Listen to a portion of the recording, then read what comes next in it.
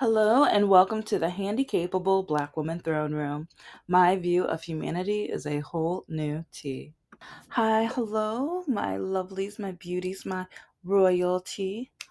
Oh, let's get that petty tea out, either boiling, scorching hot, or if you like it cold, just hold the ice. Are they still at the airports? Well, yeah, it's like I haven't really heard much about the airports. It's like they kind of, stopped talking about, and also the Epstein case and files and the the how many times the orange man's name's in it. But then after that situation ship that happened in DC at that dinner, and he had the interview the next day, and the woman read the guy's memorandum and stuff, and he automatically thought he was talking about him. And yeah, I can go on, but words say a thousand things.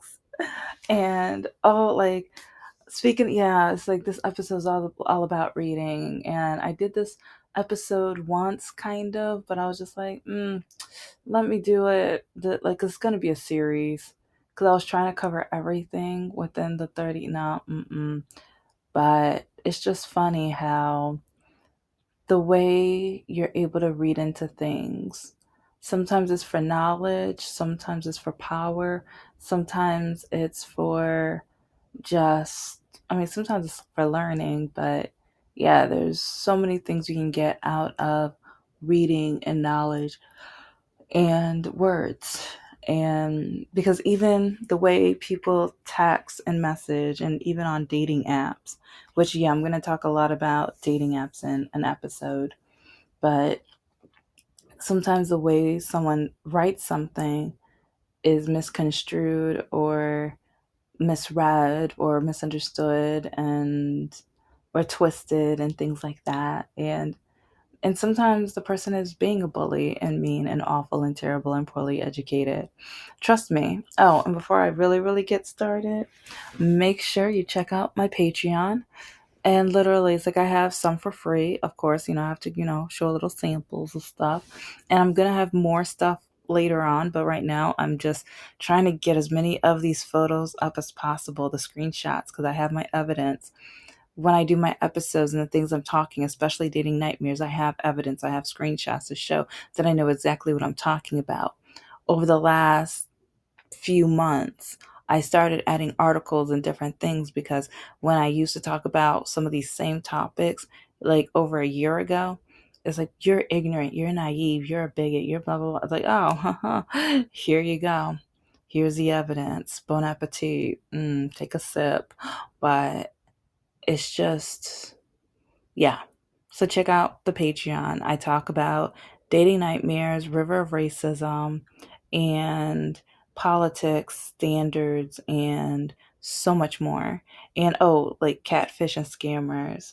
It's like I have so many more of those to upload, but with some of them are already up, but then other versions of them, because some of these catfish, they use the same person but then change the name, or other people use them, and then some of them use the same exact jokes.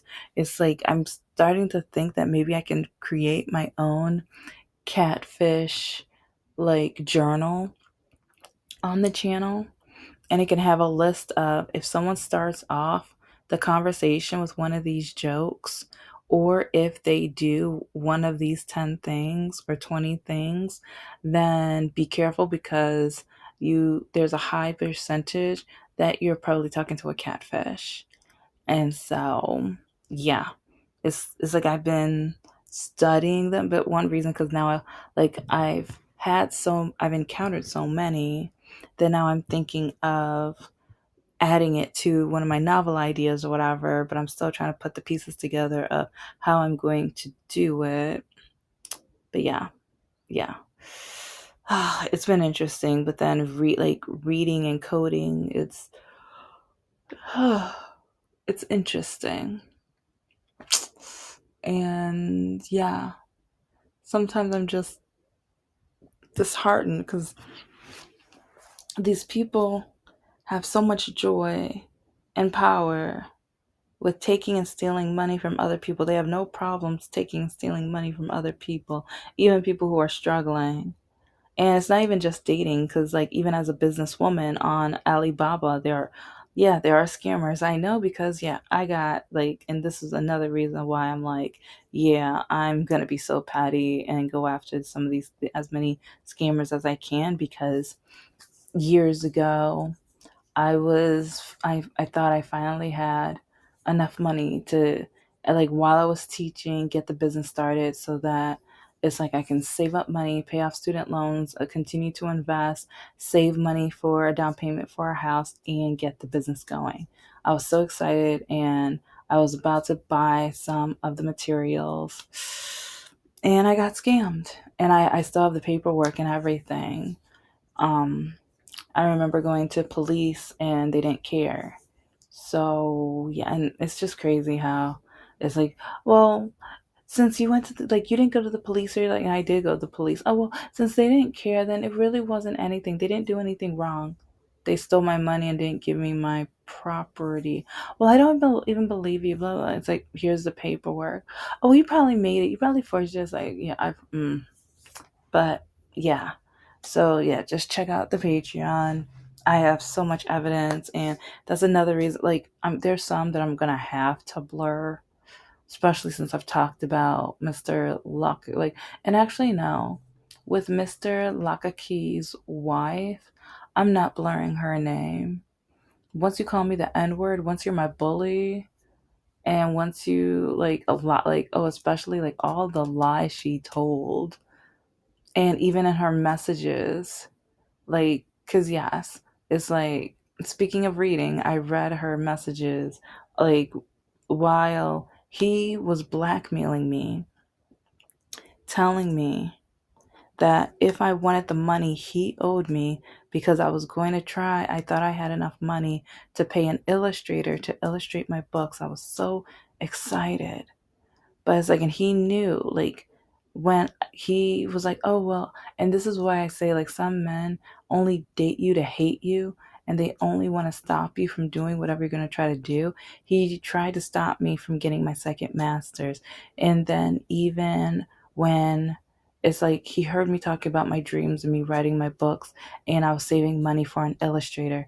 Next thing you knew, like, oh, I need to borrow money. Oh, I need money. It's like, yeah, you got your life together. You're working. You're doing this, blah, blah, blah. But look at me. If I'm going to be your man, it's like, I don't want you to be my man, but you're making me be your man, or you're making you be my man, and blah, blah, blah. Like, because you're threatening your life, and you keep telling me that you're going to, like, rid yourself of the earth if I don't date you. And so, anyway, so I lent him money. And because also, when I said no, or when I said, well, you need to figure it out or ask your grandmother for money, blah, blah, blah, he would threaten to punch holes in the wall. And he knew I didn't want him to do that, because I knew that would hurt his grandmother. And so it's like, he started to learn that I didn't want his grandmother to be hurt. I didn't want her to have to pay consequences for his no good, stupid, idiotic actions. And so I lent him money. But then I finally broke up with him, but I wanted my money, and I would tell him I wanted my money. hmm But yeah, you guys already know this story because you've listened to the episodes or whatever. But yeah, I tried to get my money, and he blackmailed me. And because he said I had to get back with him and sleep with him in order to get my money, while he was looking for his middle school sweetheart. And then he found her.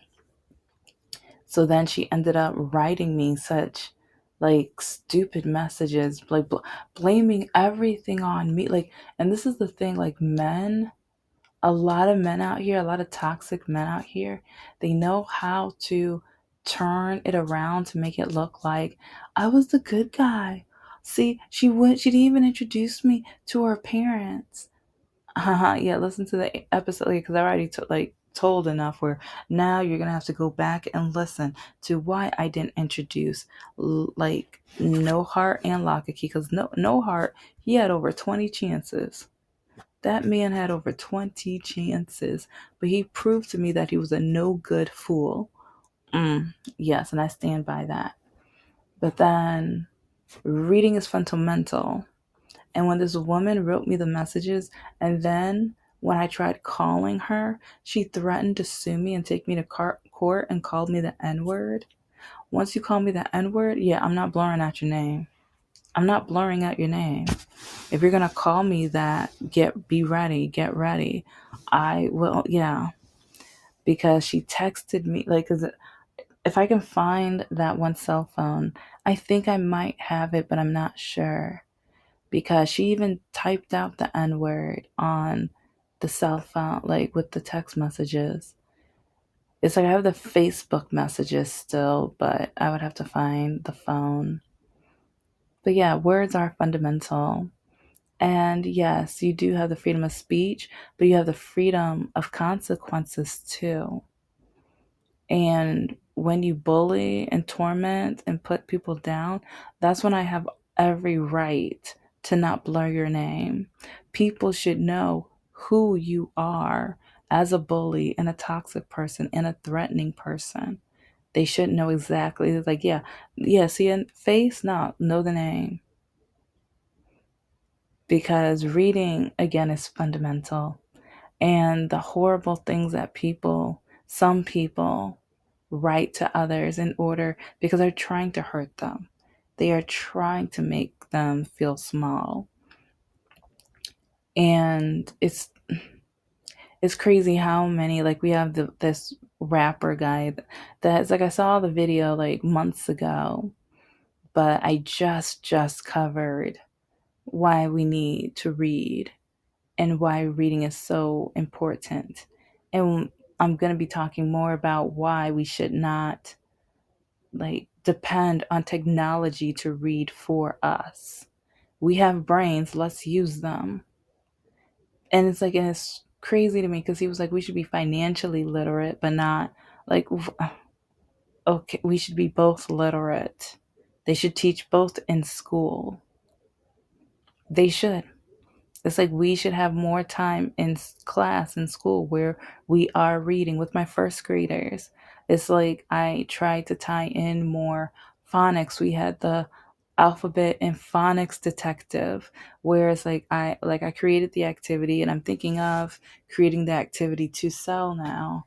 But like with some of the students, their reading was getting better and their phonics was like getting a lot better.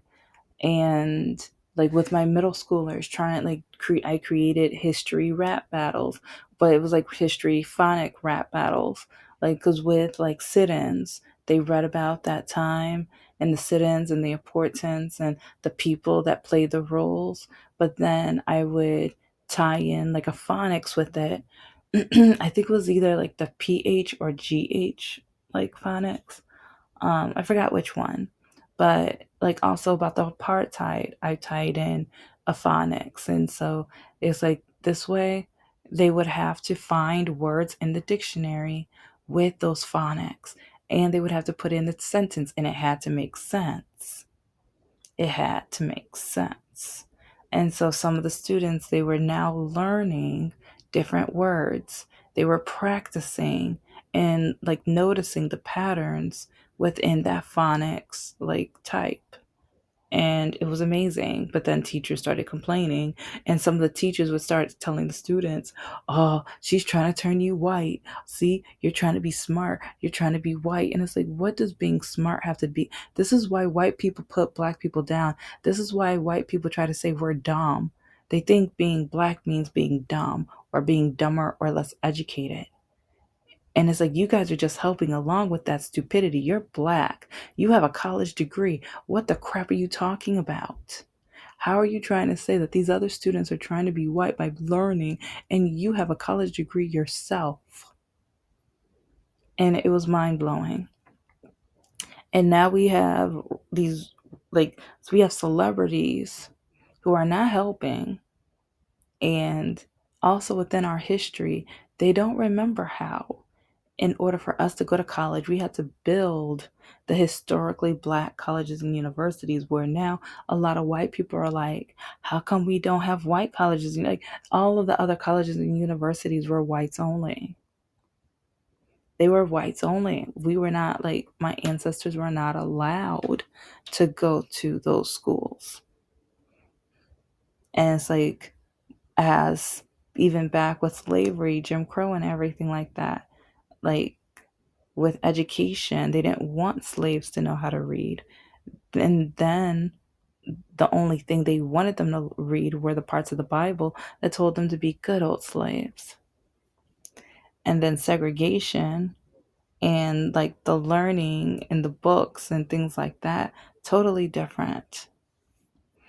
And then redlining and the housing era, they try to keep the blacks in certain areas because they did not want them to be in the white schools after, desegregation, because that means they were going to have better or higher education like levels or opportunities. When it comes to reading, it's so important and vital. And like, it breaks my heart with my eighth graders because a lot of them were at third grade reading level. And so that's one reason I created the rap battles, because like one minute, like trying to read the books and novels was mind boggling. It was like, I, it hurt with like, how lacking they were with reading.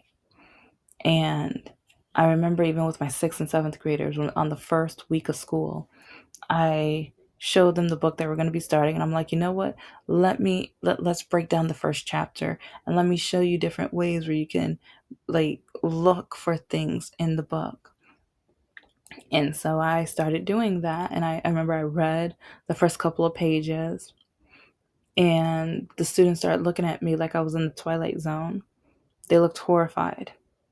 And even after I pointed to one of my students that, I've been teaching over the years, and I was like, yeah, you go next. And they were like, nope. And I'm like, what are you talking about? Just just read off. And they're like, not after that. I'm like, not after what? Then I realized, no, the students don't want to read after me because a lot of them are not able to read anywhere near the speed I was. And I told them it's okay. Like, you don't have to read at my speed. But we need to practice. I need to know where you are so that I can learn what to teach you, how to teach you, so that we can get you to higher levels of reading. But then once one student started reading, I realized, oh, okay, yeah, we're going back to second, third grade level. And I tried my best. And I remember there were a couple guys, they had two different positions in the school, but one was like higher than a paraprofessional, and one helped a lot. Like, both of them was like, they're always around the school, but I never knew their titles. But different days they would sit inside my classroom. And the guy that was like way higher than a paraprofessional, I mean, he would play the paraprofessional role, but he wasn't a paraprofessional. And so that was like, yeah, anyway. He was sitting in my class several times. But one of the first times, I remember after the class, he came up to me. He was like, that's how an English class should be taught. And I'm like, what are you talking about? And he was like, these other teachers, they're not doing anything compared to this. This is amazing. And he was reading along in the book, and he was like, some of the things you picked up, I would have never noticed, because even with the color clothing she was wearing, or even with she was crying, and you compare that even to the weather, and like, and then the way the author described the weather, it was very emotional, or it did sound like like the sky was crying. And he was like, I would have never connected that like the way you did. And so like he ended up following along with majority of the story. And the other guy too, I remember he came up to me, and it's like, I oddly enough, like the year, I think this was the same year or it was the year before I got asked to start teaching college classes. Yeah, but it was so exciting and fun because, yeah, he came up to me and he was just like, this is like, you teach this like a college level. This is amazing. I wish the students took you more seriously. I wish they would allow themselves to sit down and learn But a lot of students, they didn't, like, a lot of the other teachers were telling them that I'm trying to turn them white, and they didn't want to be white, and they didn't want to. And I'm not saying no. I didn't I'm black and proud, trust and believe. But I'm just saying that, like, I'm still trying to get why some people, black, white, or whoever, thinks that just because someone is white, they must be smarter. When, look at my Patreon, it will show you how dumb some of these white, especially some of these white men are. Look at the river of racism, look at the dating nightmares. Some of these white men who, like, just because they're white does not mean they're smart, does not mean they can read, does not mean that they know how to, like, grab and absorb information and knowledge. Doesn't mean anything. But we need to learn how to read. And Gen X and millennials, Gen Z is having a hard time. And Generation A, we got some A's now. Who, babies, come on now. It's like I've heard this from several teachers, and this is why a lot of teachers are quitting, because, like, a lot of the kids cannot read, and or a lot of the kids, they want to be on their cell phones all day. Because even when I was teaching, like, the principal was like, collect all the cell phones, and I would try to do that, but I was already getting threatened enough. I've already had students just, ugh, it's I've already talked about some of it, so I'm not going to repeat it, because some of it is still traumatic. Because, well, you know what, and some people are like, oh, how is it traumatic? When a 6 foot eighth grader, like, while you're trying to, like, you're dismissing one class and another one is coming in, but they're late. But then you're trying to flower the indoor garden for your students, and a student all of a sudden knocks you up against the wall and tries. Yeah, I'm not even going to finish that. I've already talked about this in another episode. Just go back there. But yeah, yeah. But you're trying to teach, you're trying to educate, you're trying to do the best that you can. And I'm writing my books, I'm writing my novels, and I want to publish and I want to help other people learn. But then I have Mr. Lockakey stop me, and then round, like, and part of me, I want to be over that money, but I'm not, because I worked hard for that money. And the way that man, he only dated me because he hated me. He only dated me because he wanted to downgrade me. He wanted to hurt me. He wanted to make me feel like, just, if you've been listening to the episodes, you will know. Like, because he tried to get me in, like, he would do things, but then he would say that he was going to get me in trouble. Because he said, if I try to call the cops, who are they going to believe, a white man or a black woman? Why do you think black women, we already know we have to be careful of everybody. We can't, like, our trust. Oh. And it's like everyone tries to hate on us and exclude us. And then we have to think, like, just like that one story that just came out, how this white woman is suing because she's being excluded from a black pregnancy study, like infant study. Like, it's like, it's it's crazy, because the reason we have these studies is because black women are 3 times as likely to pass away through pregnancy, 10 times, I think it's around 10 times more likely to have, like, birth, like, issues and stuff like that. But anyways, I'm going to talk about that in another episode, because that study just really pissed me off, because it's just like, we have to fight to have everything. People don't want black women to have anything, and they want us to struggle through everything. And even with my education, people don't think I should have anything. I worked my tush off for it. With everything that I've worked for, they don't think I should have anything. With the money, like, I busted my tush off to save money, but people still think, they're like, no, you're a black woman, you shouldn't be investing. Especially a lot of men on these dating apps, They say I shouldn't be investing money. They say it's not ladylike. And then with my reading and my writing, oh, you shouldn't be writing novels. Why are you doing that? That's dumb. That's stupid. That's crazy. Why do you think, like, no, that, like, I'm not going to date a woman who's writing books. Tomas broke up with me because I published my third children's book. Catch up. There's over 700 episodes I talk about. I've mentioned him a lot. Yeah, go back to those episodes. And then when I finished the very, very rough draft of my novel, Mr. No Heart, he refused to read it. I asked him so many times, and then he just kind of laughed at me. And he was like, I'll read it if you actually publish it. And I think that's when it's like it's taking me forever because I want it to be perfect and I want it to be petty.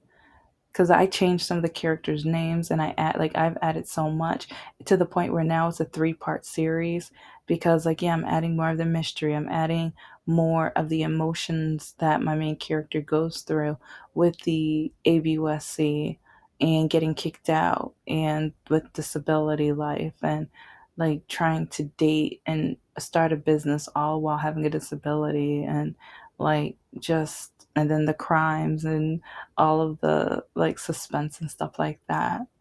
And even with her alien friends, yeah, I've added quite a lot about the aliens and the culture and stuff. And even the like who's the villain type of stuff. Which, oh, I haven't done one of those episodes in a while about who's the villain.